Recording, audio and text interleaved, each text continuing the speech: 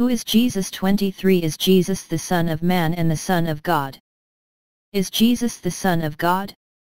Or is he the Son of men? In fact, in the Gospel, we see him claiming these two titles without stopping. For example, in Matthew 16:13, when Jesus asks his apostles, by the words of the people, who is the Son of Man? And some of them say, for some you are John the Baptist, and for others Heli the Son of Man. When Jesus is called the Son of Man, he means that he is a human, a true human among them. Without stopping, perhaps 30 times, he will give himself that name in the Gospel. And then at some point, when he is confronted with the high priest, when he has already said explicitly and well, he says, he recognizes that he is the Son of God. It happens, for example, in Matthew chapter XXVI, verse 63, Jesus was silent. The high priest told him, I adjure you, by the living God, to tell us if you are the Christ, the Son of God. Jesus answered him, you said it, I am. Besides, I say to you, now you will see the Son of Man sitting on the right hand of power and coming on the clouds of heaven.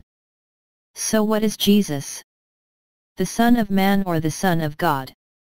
In reality he is both, and that is his particular mystery. Jesus is one person, it is clear.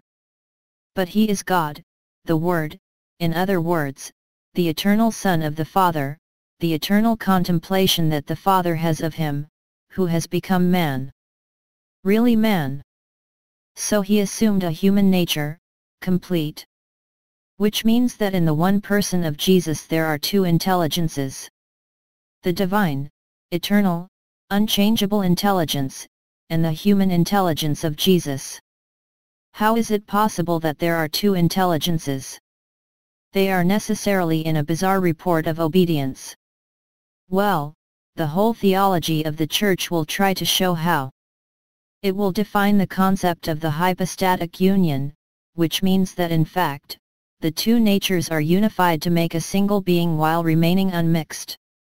There is not a half divine nature mixed with a little human nature. It's impossible.